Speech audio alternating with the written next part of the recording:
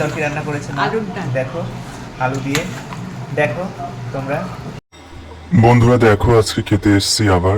আজকে রয়েছে শাক ভাজা, ডিম সিদ্ধ, কলা ভাজা, আলুর ডাল দিয়ে ডিমের তরকারি, কচুর গাঁটি দিয়ে মাছের তরকারি, পেঁপে বরবটি ভাজা। দেখো কত খাবার, চলো খাওয়া যাক। প্রথমে শাক ভাজাতে খেলাম, শাক ভাজাটা খেতে খুব ভালো লাগলো। তারপরে কলা ভাজা খেলাম, কলা ভাজাটাও খেতে খুব ভালো লাগলো বন্ধুরা। দেখো এরপরে খেলাম পেঁপে আর বরবটি ভাজা, এটাও খেতে খুবই ভালো লাগলো বন্ধুরা।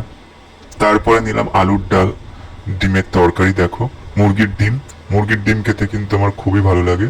দেখো মা রান্না করেছিল আলুর ডাল দিয়ে ডিমের তরকারি, খেতে কিন্তু খুবই ভালো লাগলো। তারপরে আমি নিলাম কচুর গাঁটি দিয়ে রুই মাছের তরকারি, এটা খেতেও খুব ভালো লাগলো বন্ধুরা। তোমরা কি কচুর গাঁটি খেতে ভালোবাসো? তাহলে কিন্তু কমেন্ট করে জানিয়ে দিও।